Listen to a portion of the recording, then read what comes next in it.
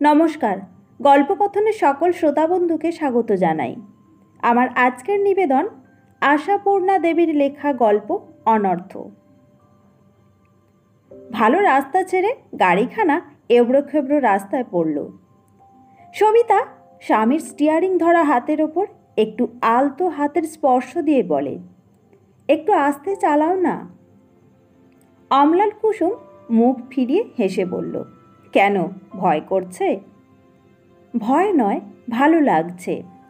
রাস্তাটা ফুরিয়ে ফেলতে ইচ্ছে করছে না। রাস্তা ফুরোতে এখন দেরি আছে। যা পাণ্ডববর্জিত দেশে নীড় বেঁধেছেন এরা। সত্যি চাকরি করতে আসার আর জায়গা পেল না সমরেশ। সবিতা একটু থেমে বলে, কিন্তু জায়গাটার প্রাকৃতিক সৌন্দর্য অতুলনীয়। আরে দূর মশাই, প্রাকৃতিক সৌন্দর্য সভ্যতা থেকে বহু দূরে। আশ্চর্য লাগছে। কিন্তু কি আশ্চর্য লাগছে? এই সবটাই তোমার হতাশ প্রেমিক আর আমার হতাশ নায়িকার সঙ্গে এই যোগাযোগ ঠিক যেন সাজানো গল্প। সবিতা গম্ভীরভাবে বলে, বিধাতা নামক ভদ্রলোকটি রীতিমতো একটি ঔপন্যাসিক অথবা নাট্যকার। তা বলে সকলের জীবনে এমন নাটক ঘটে না। গোড়া থেকে ভেবে যাও। আমি ছিলাম তোমার বান্ধবীর সঙ্গে প্রেমে পড়ে, ভাবছি ওকে পেলেই জীবন ধন্য।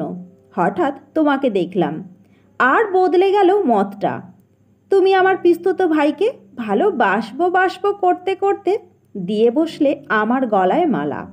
তারপর এখন আমরা দুজনে যাচ্ছি তাদের নিমন্ত্রণ রক্ষা করতে। কোনোটাই স্বাভাবিক নয়, সবিতা শান্ত গলায় বলে। অথচ এত চমৎকার রকমের স্বাভাবিক দেখতে লাগছে যে মনেই হচ্ছে না এর মধ্যে কোনো অযৌক্তিকতা আছে। ওরা আমাদের দেখে খুব খুশি হবে, কি বলো? এত করে ডেকে ডেকে নিয়ে যাচ্ছে যখন, তখন তাই তো হওয়া উচিত।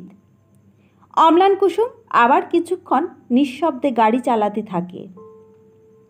রাস্তা ঠিক করতে পারছো তো? বাড়ি খুঁজে পাবে, বলল সবিতা স্তব্ধতা ভেঙে। চলন্ত গাড়িতে যে গল্প, সে ঠিক গল্প করা হয় না, যেন বিচ্ছিন্ন বিচ্ছিন্ন কয়েকটি কথা। অম্লান বলল, রাস্তার নির্ভুল মানচিত্র আছে সঙ্গে। আর কতক্ষণ লাগবে? এই এসে পড়লাম আর কি। কাছাকাছি এসে হঠাৎ সবিতা এক অদ্ভুত প্রস্তাব করে বসে। বলে কি, আচ্ছা মজা করে ওদের বেশ একটু ঠকালে কেমন হয়? ঠকালে? অম্লান অবাক হয়ে বলে, কি করে? এই ধরো আমাদের জীবন নিয়ে। অম্লান মুখ ফিরিয়ে বলে, সেটা আবার কীরকম? সবিতা আরক্ত মুখে হেসে উঠে বলল, ধ্যাৎ, সে থাক, এমনি বলছিলাম। বললে আর কই।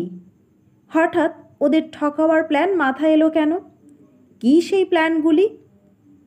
সে কিছু না, একটা বাজে চালাকি, বলল সবিতা। অম্লান হেসে ফেলে বলে, কি মুশকিল, কথাটা বলবে তো? বলছিলাম, ধরো ওদের যদি এইভাবে ঠকানো যায়, আমরা যেন সেই পুরানো প্রেমের বেদনায় কাবু হয়ে আছি। জীবনে কোনো রস নেই, দুজনে কিছু ভালোবাসা নেই। তুমি আছো উত্তরে, তো আমি দক্ষিণে। দুজনে দুজনকে যেন চিনিই না প্রায়। খুব ঠকানো হয় না? অম্লান হাতের চাকাটায় ঈষৎ মোড় দিতে দিতে বলে, দি আইডিয়া! সত্যি তোমাদের মেয়েদের কল্পনা শক্তি কত প্রখর! আমাকে 7 দিন 7 রাত ধরে ভাবতে বললেও এমন অপূর্ব ফন্দিটি আবিষ্কার করতে পারতাম না। মজা নয়? তোমারও মজা লেগেছে? ছেলে মানুষের মতো হাততালি দিয়ে হেসে ওঠে সবিতা। তারপর হাসি থামিয়ে বলে, আমার তো হঠাৎ খেয়ালটা মাথায় এসে গিয়ে এত মজা লাগলো, শুধু ভাবছিলাম তুমি আমার এই ছেলে মানুষে শুনে কি না কি জানি বলো, তাহলে রাজি? মন্দ কি? আচ্ছা, গাড়ি থেকে নেমেই প্রথম পার্টটা কি?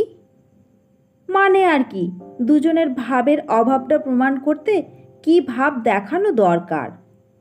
বলো না গো, কি ভাব হবে? ধরো তুমি গম্ভীরভাবে বললে, সবিতা এসে গেছি। আমি ততোধিক গম্ভীরভাবে বলবো, সেটা না বললেও ক্ষতি ছিল না।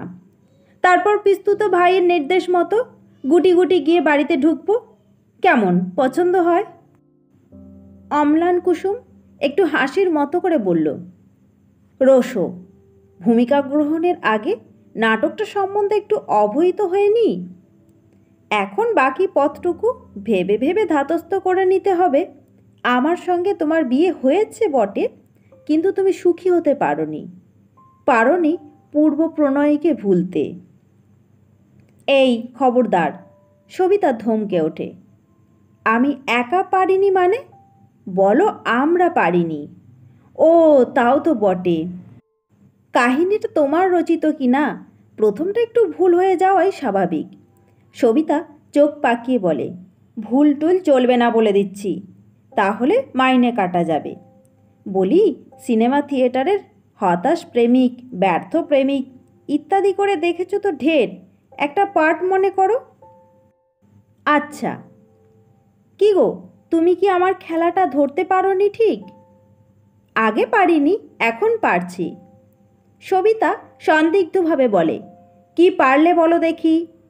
অম্লান কুসুম মৃদু হেসে বলে, মুখে বলে কি হবে, খেলে যাই, দেখো ঠিক জায়গায় ঠিক তাস ফেলতে পারি কি না। তার খেলাটা খুব ভালোই বুঝেছিল বই কি অম্লান কুসুম, যেখানে পিঠ ধরবার, তুরুপ দেবার নির্ভুল দিয়ে এসেছে কদিন ধরে। বরং সবিতারই মাঝে মাঝে খেলা ভেস্তে গেছে। ফিরে আসবার দিন আড়ালে অন্তরালে সবিতার বান্ধবী সবিতার বরকে বলে, এ আমি ভাবতেই পারিনি অম্লান। সত্যি কথা স্বীকার করলে বলতে হয়, একরকম তোমার ওপর রাগ করেই তাড়াতাড়ি নিজেকে বেঁধে ফেলেছিলাম। তবু মনে স্বস্তি ছিল, তুমি তো সুখী হয়েছ, সে স্বস্তিও ঘুচিয়ে দিয়ে গেলে তুমি।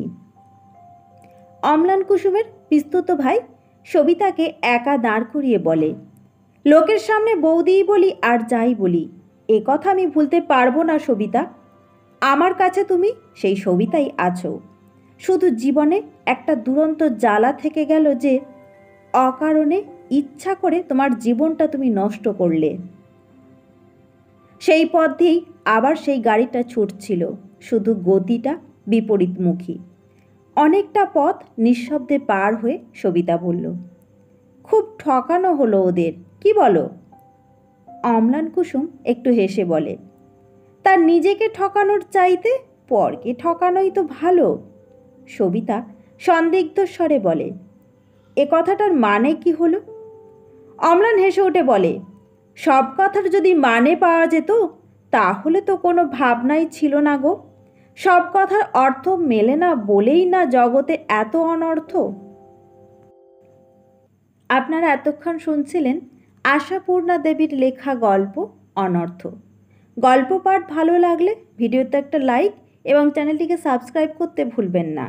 সকলে খুব ভালো থাকবেন। ধন্যবাদ।